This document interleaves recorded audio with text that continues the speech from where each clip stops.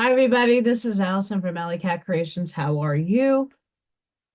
Please like, share, and subscribe to my channel if you haven't done so already. And if you get anything from my work, a connected dot, an epiphany, a mind explosion, a new book to read, a new author to explore, please consider supporting my work. All the links are at the bottom of the description. Even though it's Christmas time, you might get some gift cards or some money. If you're interested in pyramids, organites, protection, skulls with gems inside, artwork, commissioned drawings. They do pencil drawings. Please consider supporting their Alley Cat Creations 211 is my website. It's a portfolio. You can't buy anything off of it. I also make candles and little fun things like that. Ornaments for your tree or things to hang around the house. Lots of fun things. Go look there, and that's another way you can support me. Email me if you're interested. Channel memberships. I have just one tier to join. Fun times. And channel members are going to get special perks, like they get a free entry for the raffle for this beautiful pyramid. This pyramid is $100 value. It's quite heavy.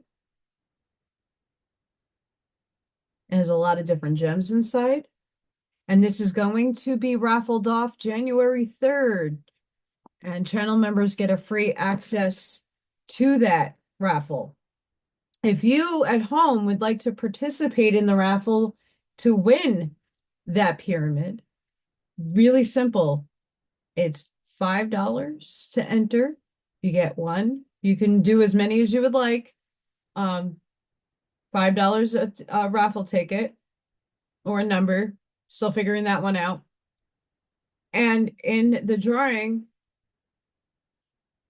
you get to win. If your number gets called or your ticket gets pulled, or I have a spinny wheel, we'll see how many people are participating.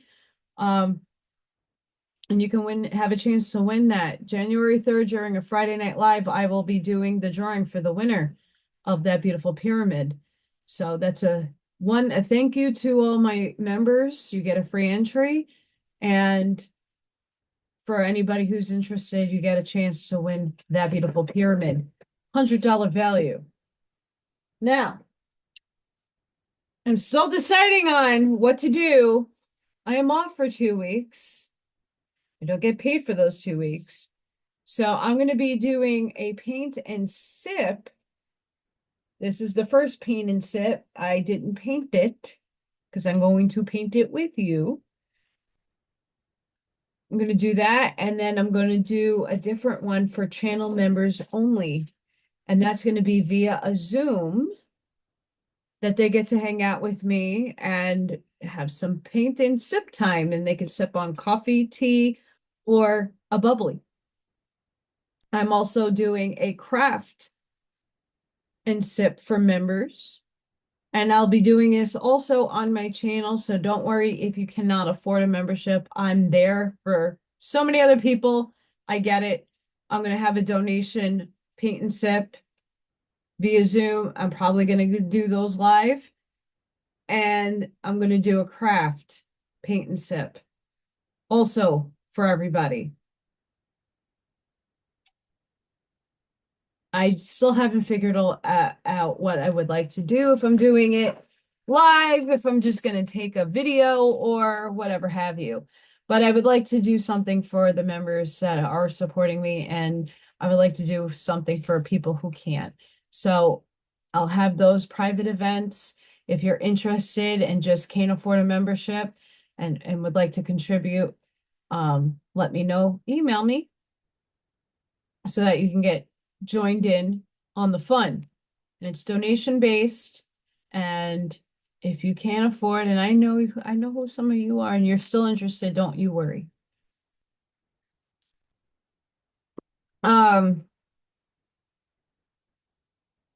So those are the really fun things happening. In January, I might do a members only oracle read for people if they want to do a small group. Let me know in the chats what you would like. I'll find out more on Friday. Sorry about yesterday. Before I get into this beautiful Urantia read, yesterday I was at a choir performance and Vikings girl rocked the stage. She was the only soloist of the night, and it was a little solo, but it made me tear up. It was amazing, and I'm very proud of her. So I was out doing friend things, supporting. Paper 84, marriage and family life. This is a long section. Mindful. I might zip through some sections. So if the fast reading, and I'm also tired, but if the fast reading is dyslexic, please mind me.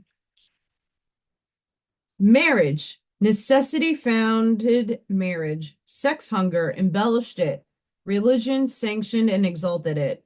The state demanded and regulated it. While in later times evolving love is beginning to justify and glorify marriage as the ancestor and creator of civilizations, most useful and sublime institution, the home. And home building should be the center and essence of all educational effort. Mating is purely an act of self-perpetuation associated with varying degrees of gratification. Marriage, home building is largely a matter of self-maintenance and implies the evolution of society. Society itself is the aggregated structure of family units. Individuals are very temporarily as planetary factors, only families are continuing agencies in social evolution. The family is the channel through which the river of culture and knowledge flows from one generation to another. The home is basically a sociologic institution. Marriage grew out of cooperation in self-maintenance and partnership in self-perpetuation, the element of self-gratification being largely incidental. Nevertheless, the home does embrace all three of the essential functions of human existence, while life propagation makes it the fundamental human institution, and sex sets it off from all other social activities. Primitive pair associations. Marriage was not founded on sex relations. They were incidental thereto. Marriage was not needed by primitive man, who indulged his sex appetite freely without encumbering himself with the responsibilities of wife, child, and home. Women, because of physical and emotional attachment to her offspring, is dependent on cooperation with the male, and this urges her into the sheltering protection of marriage. But no direct biologic urge led men into marriage, much less held him in. It was not love that made marriage attractive to men, but food, hunger, which first attracted savage men to women in the primitive shelter shared by her children. Marriage was not even brought about by the conscious realization of the obligations of sex relations. Primitive man comprehended no connection between self-indulgence, sex indulgence, and the subsequent birth of a child. It was once universally believed that a virgin could become pregnant. The savage early conceived the idea that babies were made in spirit land. Pregnancy was believed to be the result of a woman's being entered by a spirit, evolving ghost. Both diet and the evil eye were also believed to be capable of causing pregnancy in a virgin or unmarried woman, while latter beliefs connected the beginnings of life with the breath and the sunlight. Many early peoples associated ghosts with the sea, hence virgins were greatly restricted in their bathing practices. Young women were far more afraid of bathing in the sea at high tide than of having sex relations. Deformed or premature babies were regarded as the young of animals which had found their way into a woman's body as a result of careless bathing or through malevolent spirit activity. Savages, of course, thought nothing of strangling such offspring at birth. The first step in enlightenment came with the belief that sex relations opened up the way for the impregnating ghost to enter the female. They're not that far off. Man has since discovered that father and mother are equal contributors of the living inheritance factors, which initiate offspring. But even in the 20th century, many parents still endeavor to keep their children in more or less ignorance as to the virgin of human life. A family of some simple sort was ensured by the fact that the reproductive function entails that mother-child relationship. Mother love is instinctive. It did not originate in the Moors, as did marriage. Sorry, guys. All mammalian mother love is the inherent endowment of the adjutant mind spirit of the local universe and is in strength and devotion always directly proportional to the length of the helpless infancy of the species.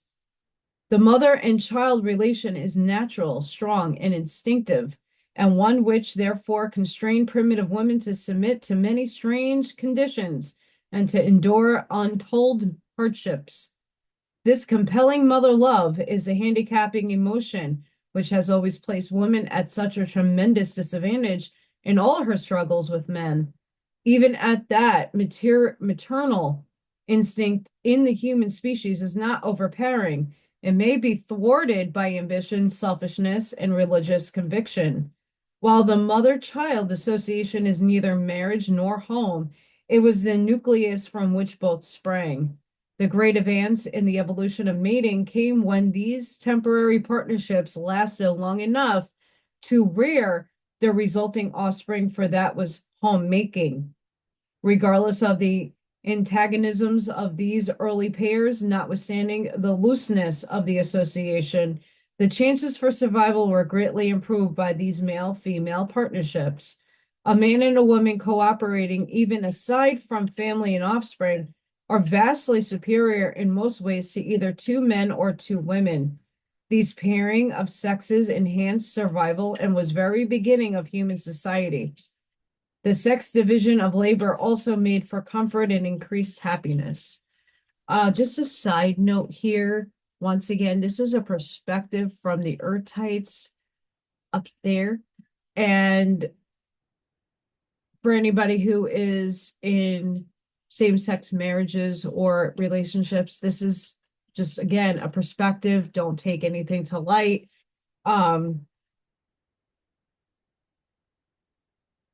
This is just their take on how humans are formulating life.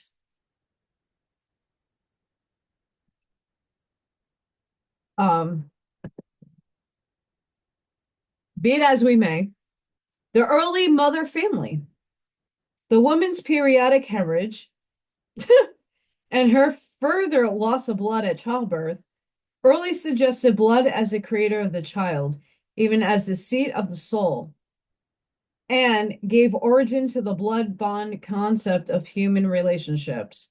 In early times, all descent was reckoned in the female line, that being the only part of inheritance which was at all certain. The primitive family growing out of the instinctual biologic blood and bond of mother of child was inevitably a mother family, and many tribes long held to this arrangement. The mother family was the only possible transition from the stage of group marriage in the horde to the later and improved home life of the polygamous and monogamous father families. The mother family was neutral and biologic. The father family is social, economic, and political. The persistence of the mother family among the North American red men is one of the chief reasons why the otherwise progressive Iroquois never became a real estate. Under the mother family Moors, the wife's mother enjoyed virtually supreme authority in the home. Even the wife's brother and their sons were more active in family supervision than was the husband. Fathers were often renamed after their children. The earliest races gave little credit to the father, looking upon the child as coming altogether from the mother. They believed that children resembled the father as a result of association, or that they were marked in this, manner because the mother desired them to look like the father. Later on, when the switch came from the mother family to the father family, the father took all the credit for the child, and many of the taboos on a pregnant woman were subsequently extended to include her husband. The prospective father ceased work as the time of delivery approached, and at childbirth he went to bed along with the wife, remaining at rest from 3 to 8 days. The wife might arise the next day and engage in hard labor, but the husband remained in bed to receive congratulations. This was all a part of the early Moors' design to establish a father's right to the child.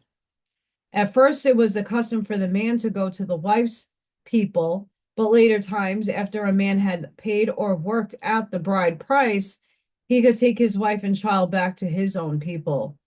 The transition from the mother family to the father family explains the otherwise meaningless prohibitions of some types of cousin marriages, while others of equal kinship are approved.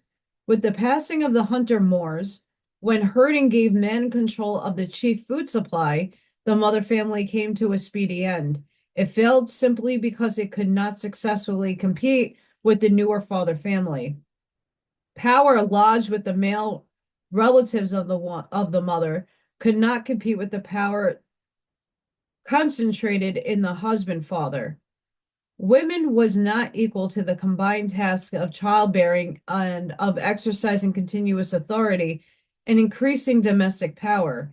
The oncoming of wife stealing and later wife purchase hastened the passing of the mother family. The stupendous change from the mother family to the father family is one of the most radical and complete right about face adjustments ever executed by the human race. This change led at once to a greater social expression and increased family adventure. I don't know about that. The family under father dominance. It may be that the instinct of motherhood led women into marriage, but it was man's superior strength, together with the influence of the Moors, that virtually compelled her to remain in wedlock. Pastoral living tended to create a new system of Moors, the patriarchal type of family life, and the basis of family unity under the herder and early agricultural Moors was the unquestioned and arbitrary authority of the father. All society, whether national or familial, passed through the stage of the autocratic authority of the patriarchal order. The scant courtesy paid womankind during the Old Testament era is true reflection of the Moors of the herdsmen. The Hebrew patriarchs were all herdsmen, as witnessed by the saying, "The Lord is my shepherd." But men was no more to blame for his low opinion of women during past ages than was women herself. She failed to get social recognition during primitive times because she did not function in an emergency. She was not a spectacular or crisis hero. Maternity was a distinct disability in the existence struggle. Mother loved handicapped women in the tribal defense. Pause here. Hi, pause. Okay, narrative stored, narrative program, narrative insert here, narrative insert here. Don't buy this bullshit. Once again, this is a perspective from another race being channeled through a person who, a collective of people that wrote this book. FYI, I don't necessarily align with this at all. I don't care if it's a projected history, a presented history of humans. I'm sure there's some truth in this. I definitely do. But how it is worded, program. Primitive women also unintentionally created their dependence on the male by their admiration and applause for his pungency and virility. This exhalation of the warrior elevated the male ego, while in equally depressed that of the female and made her more dependent. A military uniform still mightily stirs the feminine emotions. Among the more advanced races, women are not so large or so strong as men. Women, being the weaker, therefore, became the more tactful. She early learned to trade upon her sex charms. Again, narratives being steered here. She became more alert and conservative than men, though slightly less profound. Men was women's superior on the battlefield and in the hunt, but at home, women have usually outgeneraled even the most primitive of men. The perspective is fun. The herdsman looked to his flock for his sustenance, but throughout these passing pastoral ages, women must still provide the vegetable food. Primitive men shunned the soil. It was altogether too peaceful, too unadventuresome. There were also old superstition that women could raise better plants. They were mothers. In many backward tribes today, the men cooked the meat, the women the vegetables. And when the primitive tribes of Australia are on the march, the women never attack game, while a man would not stoop to dig a root. Women have always had to work, at least right up to the modern times. The female has been a real producer. Men has usually chosen the easier path, and this inequity has existed throughout the entire history of the human race. Woman has always been the burden bearer, carrying the family property and tending the children, thus leaving the man's hands free for fighting or hunting.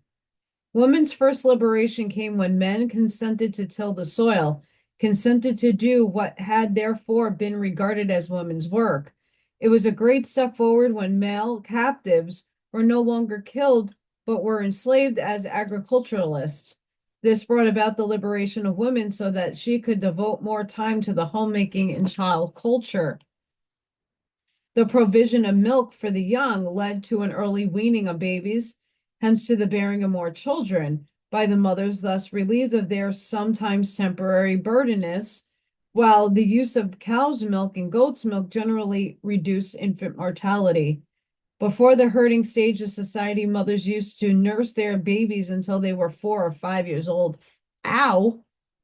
Decreasing primitive warfare greatly lessened the disparity between the division of labor based on sex. But women still had to do the real work, while men did picket duty. No camp or village could be left unguarded day or night, but even this task was alleviated by the domestication of the dog. In general, the coming of agriculture has enhanced women's prestige and social standing. At least this was true up until the time man himself turned agriculturalist. And as soon as man addressed himself to the tilling of the soil, there immediately ensued great improvement in methods of agriculture, extending on down through successive generations in hunting and war. Men had learned the value of organization, and he introduced these techniques into industry, and later, when taking over much of women's work, greatly improved on her loose methods of labor. Women's status in early society.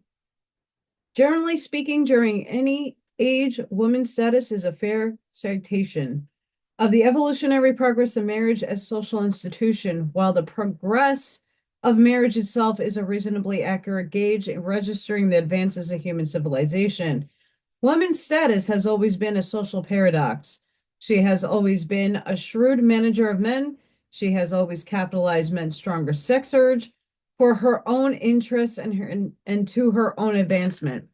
By trading subtly upon her sex charms, she has often been able to exercise dominant power over men, even when held by him in abject slavery. Early women was not to men a friend, sweetheart, lover, and partner, but rather a piece of property, a servant or slave, and later on, an economic partner, plaything, and childbearer. Nonetheless, proper and satisfactory sex relations has always involved the element of choice and cooperation by women, and this has always given intelligent women considerable influence over their immediate and personal standing, regardless of their social position as a sex. But man's distrust and suspicion were not held by the fact that women were all along compelled to resort to shrewdness in the effort to alleviate their bondage. The sexes had great difficulty in understanding each other. Men found it hard to understand women, regarding her with a strange mixture of ignorant mistrust and fearful fascination, if not with suspicion and contempt. Many tribal and racial traditions regulate trouble to Eve, Pandora, or even some other representative of womankind. These narratives were always distorted as to make it appear that women brought evil upon men, and all these indicates the one-time universal distrust of women. Among the reasons cited in support of a celibate priesthood, the chief was the baseness of women. The fact that most supposed witches were women did not improve the olden reputation of the sex. Men have long regarded women as peculiar, even abnormal. They have even believed that women did not have souls. Therefore, were they denied names. During early times, there existed great fear of the first sex relation with a woman. Hence, it became the custom for a priest to have initial intercourse with a virgin. Even a woman's shadow was thought to be dangerous. Childbearing was once generally looked upon as a rendering a woman dangerous and unclean, and many tribal Moors decreed that a mother must undergo extensive purification ceremonies subsequent to the birth of a child. Except among those groups where the husband participated in the lying in, the expectant mother was shunned, left alone. The ancients even avoided having a child born in the house. Finally, the old women were permitted to attend the mother during labor, and this practice gave origin to the profession of midwifery. During labor, scores of foolish things were said and done in an effort to facilitate delivery. It was a custom to sprinkle the newborn with holy water to prevent ghost interference. Among the admixed tribes, childbirth was comparatively easy, occupying only 2 or 3 hours. It is seldom too easily among the mixed races. If a woman died, as now we have a page stuck. Great. In childbirth, especially the delivery of twins, she was believed to have been guilty of a spirit adultery. Later on, the higher tribes looked upon death in childbirth as the will of heaven. Such mothers were regarded as having perished in a noble cause. The so-called modesty of women respecting their clothing and the exposure of the person grew out of the deadly fear of being observed at the time of menstrual period. To be thus detected was a grievous sin, the violation of a taboo. Under the Moors of olden times, every woman from adolescence to the end of childbearing period was subjected to complete family and social quarantine 1 full week each month. Everything she might touch, sit on, or lie upon is defiled. It was for long the custom to brutally beat a girl after each monthly period in an effort to drive the evil spirit out of her body. But when a woman passed beyond the childbearing age, she was usually treated more considerably, being accorded more rights and privileges. In view of all this, it was not strange that women were looked down upon. Even the Greeks held the menstruating woman as one of the 3 great causes of defilement, the other 2 being pork and garlic. However foolish these olden notions were, they did some good, since they gave overworked females, at least when young, 1 week each month for welcome rest and profitable meditation. Oh, great, thanks. Thus could they sharpen their wits for dealing with the male associates the rest of the time. This quarantine of women also protected men from over-sex indulgence, thereby indirectly contributing to the restriction of population and to the enhancements of self-control. A great advance was made when a man was denied the rights to kill his wife at all. Likewise, it was a forward step when a woman could own the wedding gifts. Later, she gained the legal right to own, control, and even dispose property, but she was long deprived of the right to hold office in either church or state. Women have always been treated more or less as property right up to and in the 20th century after Christ. She has not yet gained worldwide freedom from seclusion under man's control. Even among advanced peoples, men's attempt to protect women have always been a tactic assertion of superiority. But primitive women did not pity themselves as the more recent liberated sisters are wont do. They were, after all, fairly happy and contented. They did not dare to envision a better or different mode of existence. Women under developing mores. In self-preparation, women is man's equal. But in the partnership of self-maintenance, she labors at a decided disadvantage. And this handicap of enforced maternity can only be compensated by the enlightened mores of advancing civilization and by man's increasing sense of acquired fairness. As society evolved, the sex standards rose higher among women because they suffered more from the consequences of the transgression of sex mores. Men's sex standards are only tardy improving as a result of the sheer sense of their fairness which civilization demands. Nature knows nothing of fairness, makes women alone suffer the pangs of childbirth. The modern idea of sex equality is beautiful and worthy of an expanding civilization, but it is not found in nature. When might is right, man lords it over women. When more justice, peace, and fairness prevail, she gradually emerges from slavery and obscurity. Women's social position has generally varied inversely with the degree of militarism in any nation or age, but man did not consciously nor intentionally seize women's rights and then gradually and grudgingly give them back to her. All this was an unconscious and unplanned episode of social evolution. Bullshit. When the time really came for women's attitude, sorry, my eyes itchy, for women to enjoy added rights, she got them, and all quite regardless of men's conscious attitude. Slowly but surely, the mores changed so as to provide for those social adjustments which are a part of the persistent evolution of civilization. The advancing mores slowly provided increasingly better treatment for females. Those tribes which persisted in cruelty to them did not survive. The Adamites and Nodites accorded women increased recognition, and those groups which were influenced by the migrating Andites have tended to be influenced by the Endic teachings regarding women's place in society. The early Chinese and the Greeks treated women better than did most surrounding peoples, but the Hebrews were exceedingly distrustful of them. In the Occident, women has had a difficult climb under the Pauline doctrines, which became attached to Christianity. Although Christianity did advance the mores by imposing more stringent sex obligations upon men, women's estate is little short of hopeless under the peculiar degradation which attaches to her in Mohammedanism, and she fares even worse under the teachings of several other Oriental religions.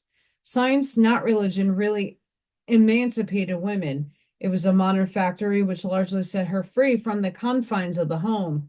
Man's physical abilities became no longer a vital essential in the new maintenance mechanisms. Science so changed the conditions of living that manpower was no longer so superior to women power.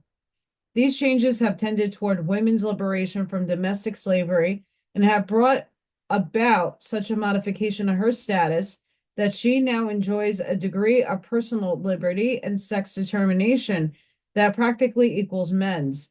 Once a woman's value consisted in her food producing ability, but invention and wealth have enabled her to create a new world in which to function spheres of grace and charm. Thus, has industry won its unconscious and unintended flight for women's social and economic emancipation? And again, has evolution succeeded in doing whatever revelation failed to accomplish? The reaction of enlightened peoples from the inequitable mores governing women's place in society has indeed been pendulum-like in its extremities. Among industrialized races, she has received almost all rights and enjoys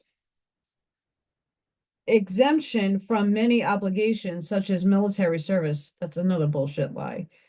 Every easement of the struggle for existence has rebounded to the liberation of women, and she has directly benefited from every advance toward monogamy. The weaker always makes disproportionate gains in every adjustment of the mores in its progressive evolution of society. In the ideals of pair marriage, women has finally won recognition, dignity, independence, equality, and education. But will she prove worthy of this new and unprecedented accomplishment? Will modern women respond to this great advancement and achievement of social liberation with idleness, indifference, bareness, and infidelity? Today in the 20th century, women is undergoing the crucial test of her long world existence. Women is man's equal partner in race reproduction, hence just as important in the unfolding of racial evolution. Therefore, has evolution increasingly worked toward the realization of women's rights, but women's rights are by no means men's rights. This book. Women cannot thrive on man's rights any more than men can prosper off women's rights. Each sex has its own distinctive pleasure sphere of existence, together with its own rights within that sphere. If women aspires literally to enjoy all of men's rights, then sooner or later, pitiless and emotionless competition will certainly replace that chivalry and special consideration which many women now enjoy and which they have no recently won from men. Civilization never can obliterate the behavior gulf between the sexes.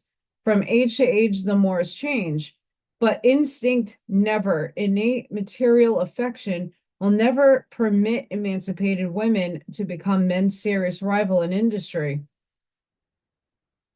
Forever, each sex will remain supreme in its own domains, determined by biologic differentiation and by mental dissimilarity. Each sex will always have its own special sphere, albeit they will never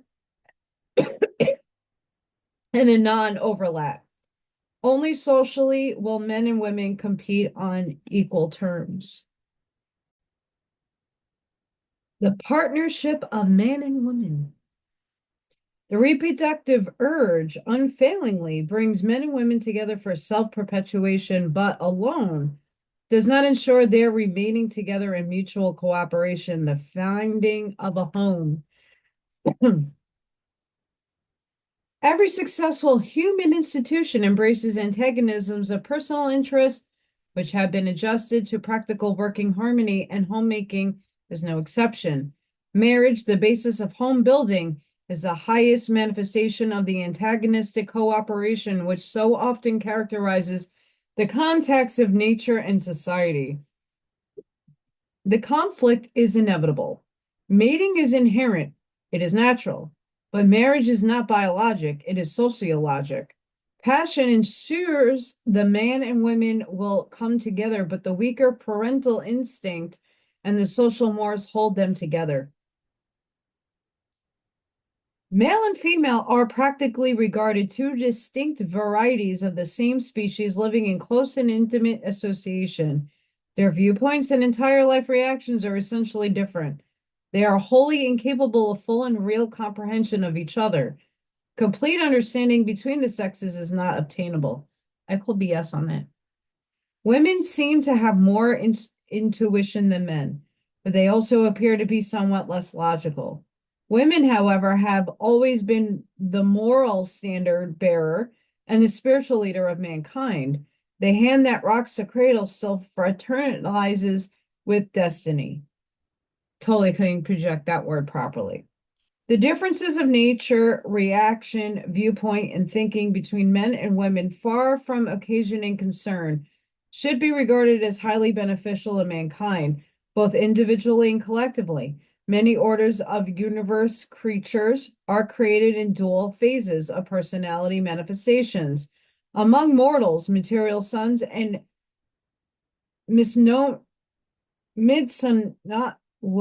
word that is. I don't know. I'm not pronouncing it right. This difference is described as male and female among seraphim, cherubim, and Morantia companions. It has been demonstrated positive or aggressive and negative or retiring. Such dual associations greatly multiply versatility and overcome inherent limitations, even as do certain triune associations in the Paradise Harvona system. Men and women need each other in their morantial and spiritual as well as in their mortal careers. The differences in viewpoint between male and female persist even beyond the first life and throughout the local and super universe ascensions. And even in Harvona, the pilgrims who were once men and women will still be aiding each other in the paradise ascent. Never again in the corpse of finality will the creature metamorphose so far as to obliterate the personality trends that humans call male and female. Always will these two basic variations of humankind continue to intrigue, stimulate, encourage, and assist each other. Always will they be mutually dependent on cooperation in the solution of perplexing universe problems and in the overcoming of manifold cosmic difficulties. While the sexes never can hope fully to understand each other, they are efficiently complementary, and though cooperation is often more or less personally antagonistic, it is capable of maintaining and reproducing society. Marriage is an institution designed to compose sex differences, meanwhile effecting the continuation of civilization and ensuring the reproduction of the races. Marriage is the mother of all human institutions, for it leads directly to the home founding and home maintenance, which is the structural basis of society. The family is virtually linked to the mechanism of self-maintenance. It is the sole hope of race perpetuation under the mores of civilization, while at the same time it most effectively provides certain highly satisfactory forms of self-gratification. The family is man's greatest purely human achievement, combining as it does the evolution of the biologic relation of male and female with the social relations of husband and wife. The ideals of family life. Sex mating is instinctive, children are the natural result, and the family thus automatically comes into existence. As are the families of the race or nation, so is its society. If the families are good, the society is likewise good. The great cultural stability of the Jewish and the Chinese peoples lies in the strength of their family groups. Women's instinct to love and care for children conspire to make her the interested party in promoting marriage and primitive family life. Man was only forced into the home building by the pressure of the later Moors and social conventions. He was slow to take an interest in the establishment of marriage and home because the Sex Act imposes no biological consequences upon him. Sex association is natural, but marriage is social and has always been regulated by the Moors.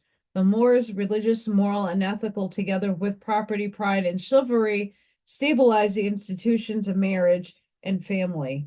Whenever the Moors fluctuate, there is fluctuation in the stability of the home marriage institution. Marriage is now passing out of the property stage into the personal era. Formerly, man protected woman because she was his chattel, and she obeyed for the same reason. Regardless of its merits, the system did not provide stability. Now, women is no longer regarded as property, and new mores are emerging designed to stabilize the marriage home institution. The new role of religion, the teaching that parental experience is essential, the idea of procreating cosmic citizens, the enlarged and understanding of the privilege of procreation, giving sons to the father. The new role of science. Procreation is becoming more and more voluntary, subject to man's control. In ancient times, lack of understanding ensured the appearance of children in the absence of all desire thereof. The new function of pleasure lures. This introduces a new factor into racial survival. Ancient men expose undesired children to die. Moderns refuse to bear them. The enhancements of parental instinct such generation now tends to eliminate from the reproductive stream of the race those individuals whom parental instinct is insufficiently strong to ensure the procreation of children and the prospective parents of the next generation. But the home as an institution, a partnership between one man and one woman, dates more specifically from the days of Dalamatria, about 500,000 years ago. The monogamous practices of Adon and his immediate descendants having been abandoned long before. Family life, however, was not much to boast of before the days of the Nodites and the later Adamites. Adam and Eve exerted a lasting influence on all mankind. For the first time in history of the world, men and women were observed working side by side in the garden. The Edenic ideal, the woman family as gardeners, was a new idea on Urantia. The early family embraced a related working group, including slaves, all living in one dwelling. Marriage and family life have not always been identical, but have a necessity been closely associated. Woman always wanted the individual family, and eventually she had her way. Love of offspring is almost universal and is in distinct survival value. The ancients always sacrificed a mother's interest for the welfare of the children. An Eskimo mother even yet licks her baby in lieu of washing, but primitive mothers only nourished and cared for their children when very young. Like the animals, they discarded them as soon as they grew up. Enduring and continuous human associations have never been founded on biologic affection alone. The animals love their children. Men, civilized men, loves his children's children. The higher the civilization, the greater the joy of parents in the children's advancement and success. Thus, the new and higher realization of name pride comes into existence. The large families among ancient peoples were not necessarily affectional. Many children were desired because they were valuable as laborers. They were old age insurance. Daughters were salable. Family pride required extension of name. Sons afforded protection and defense. Ghost fear produced a dread of being alone. Certain religions required offspring. Ancestor worship view the failure to have sons as a supreme calamity for all time and eternity. Their desire, above all else, is to have sons to officiate in postmodern feasts, to offer the required sacrifices for the ghost's progress through spirit land. Among ancient savages, discipline of children was very early begun. And the child early realized that disobedience meant failure or even death, just as it did to the animals. It is civilization's protection of the child from the natural consequences of foolish conduct that contrives so much to modern insubordination. Eskimo children thrive on so little discipline and correction simply because they are naturally docile little animals. The child and children of both the red and the yellow men are almost equally traceable. But in races containing in-Take inheritance, children are not so placid. These more imaginative and adventurous youths required more training and discipline. Modern problems of child culture are rendered increasingly difficult by the large degree of race mixture, artificial and superficial education, inability of the child to gain culture by imitating parents. The parents are absent from the family picture so much of the time. The olden ideas of family discipline were biologic, growing out of the realization that parents were creators of the child's being. The advancing ideals of family life are leading to the concept that bringing a child into the world instead of conferring certain parental rights entails the supreme responsibility of human existence. Civilization regards the parents as assuming all duties, the child as having all the rights. Respect of the child for his parents arises not in the knowledge of the obligation implied in parental procreation, but naturally grows as a result of the care, training, and affection which are lovingly displayed in assisting the child to win the battle of life. The true parent is engaged in a continuous service ministry which the rise child comes to recognize and appreciate. In the present industrial and urban era, the marriage institution is evolving along new economic lines.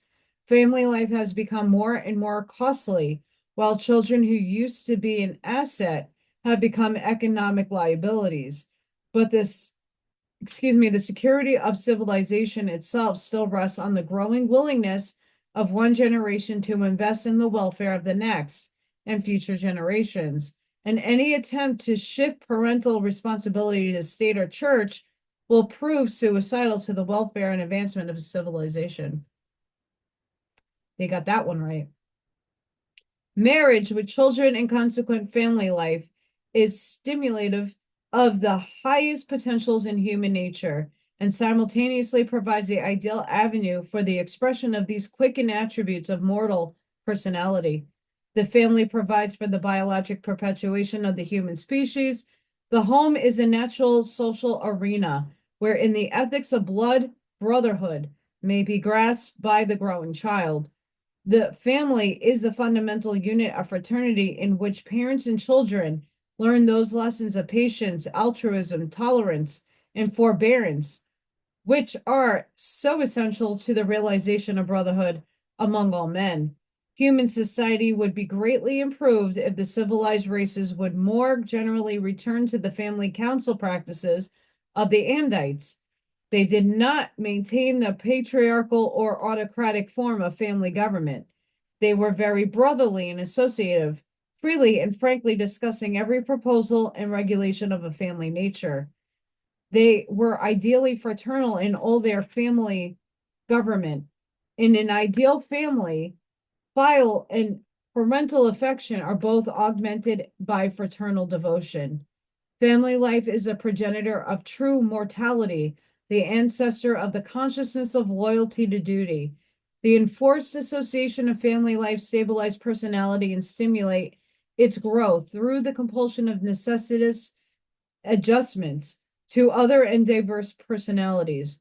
But even more, a true family, a good family, reveals to the parental procreators the attitude of the creator to his children, while at the same time, such true parents portray to their children the first of the long series of ascending disclosures of the love of paradise, parent of all universe children. Dangers of self-gratification.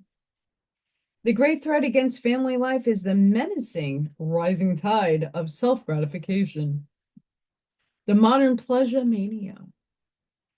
The prime incentive to marriage used to be economic. Sex attraction was secondary.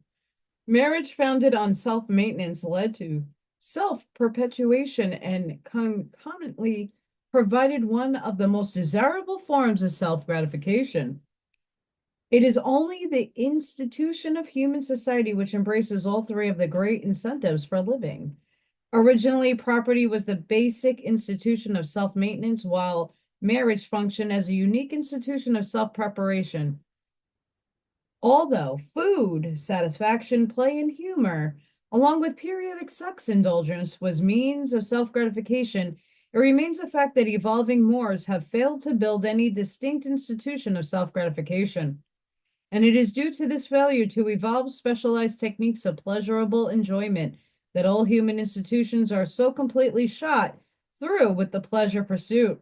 Property accumulation is becoming an instrument of augmenting all forms of self-gratification, while marriage is often viewed only as a means of pleasure. And this overindulgence, thus widely spread pleasure mania, now constitutes the greatest threat that has ever been leveled at the societal evolutionary institution of family life, the home. The violet race introduced a new and only imperfectly realized characteristic into the experience of humankind, the play instinct coupled with the sense of humor. It was there in measure in the Sangics and Andinites, but the Adamic strand elevated this primary propensity into the potential of pleasure, a new and glorified form of self-gratification. The basic type of self-gratification, aside from appeasing hunger, is sexual gratification. And this form of sensual pleasure was enormously heightened by the blending of the Sandics and the Andites. This is real danger in the combination of restlessness, curiosity, adventure, and pleasure abandoned characteristics of post-Andinic races. The hunger of the soul cannot be satisfied with physical pleasures. The love of home and children is not augmented by the unwise pursuit of pleasure. Though you exhaust the resources of art, color, sound, rhythm, music, and adornment of person, you cannot hope thereby to elevate the soul or to nourish the spirit. Vanity and fashion cannot minister to home building and child culture. Pride and rivalry are powerless to enhance the survival qualities of succeeding generations. Advancing celestial beings all enjoy rest in the ministry of the reversion directors. All efforts to obtain wholesome diversion and engage in uplifting play are sound, refreshing sleep, rest, recreation, and all pastimes which prevent the boredom of monotony are worthwhile. Competitive games, storytelling, and even the taste of good food may serve as forms of self-gratification. When you use salt to savor food, pause to consider that for almost a million years, man could obtain salt only by dipping his food in ashes. Let man enjoy himself. Let the human race find pleasure in 1,001 ways. Let evolutionary mankind explore all forms of legitimate self-gratification, the fruits of the long upward biologic struggle. Man has well earned some of his present-day joys and pleasures, but look you well to the goal of destiny.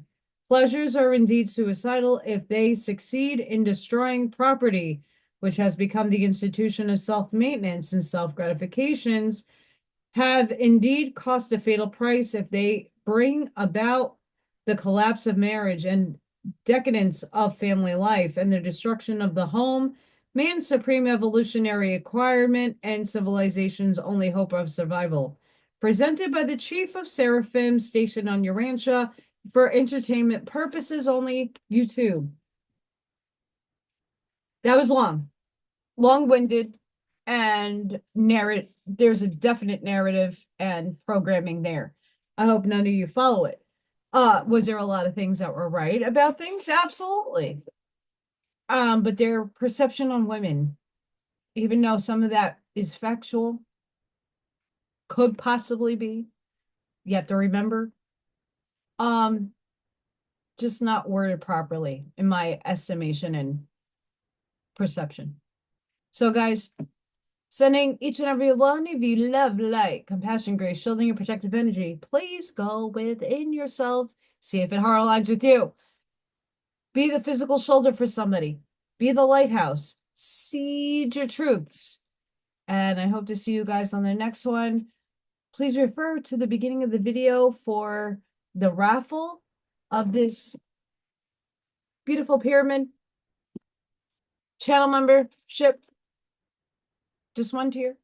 That's how you can help me keep thriving and surviving. Incoming to the community tab is when I'm going to do that. And I'm probably going to drop a few more to do paints and sips for members and then for the viewers at large. And I might go live for those.